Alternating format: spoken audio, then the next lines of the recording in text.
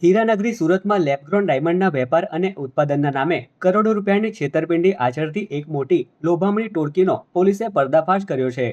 સુરત પોલીસની eco cell crime બ્રાન્ચે તપાસ બાદ બે મુખ્ય આરોપીઓ એવા અંકુશ નાકરાણી અને સંદીપ જસાણીની ધરપકડ કરી છે. બંને આરોપીઓ ડાયમંડ માર્કેટમાં પોતાને અબજોપતિ અને ખૂબ મોટા ગજાના વેપારી તરીકે રજૂ કરતા હતા, જ્યાં ભોગ બનનાર વેપારીઓનો વિશ્વાસ જીતવા માટે શરૂઆતમાં થોડા પૈસા પરત આપવાની અને ત્યારબાદ કરોડો રૂપિયા ઓળવી જઈને ગ્રોઈંગ ચાર્જ જેવા ટેકનિકલ બહાના બતાવી રોકાણકારોને પાયમાલ કરવાનું સુનિયોજિત કાવતરું ઘડતા હતા. સમગ્ર મામલે ગુનો નોંધાતા એસીપી GS સરવૈયાના માર્ગદર્શન હેઠળ ઇકોસેલની ટીમો એક્શનમાં આવી હતી.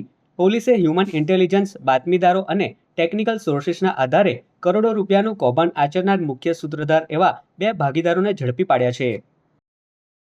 ફરિયાદી શ્રી કેતનભાઈએ આપેલ ફરિયાદ અનુસંધાને તેમને અન્ય જે આરોપીઓ છે અંકુશભાઈ અને સંદીપ, તેમના સાથે ભાગીદારી પેઢીમાં એ રોકાણ કરી અને મશીનોમાં રોકાણ કરી અને તેમને ડાયમંડ આપશે અને જે વેચાણ થશે તેમાંથી પોતે પણ સારો એવો નફો તેમને આપશે એવી વિશ્વાસ આપી અને તેમની પાસેથી શરૂઆતમાં 4,50,00,000 રૂપિયાનું ઇન્વેસ્ટમેન્ટ કરાવેલ અને જે પૈકી વિશ્વાસ સંપાદન કરવા માટે તેમને 1 કરોડ રૂપિયા તેમને પરત આપી અને 3.5 કરોડ રૂપિયા પોતે પોતાની પેઢીમાં ઉપયોગમાં લઈ લીધેલ.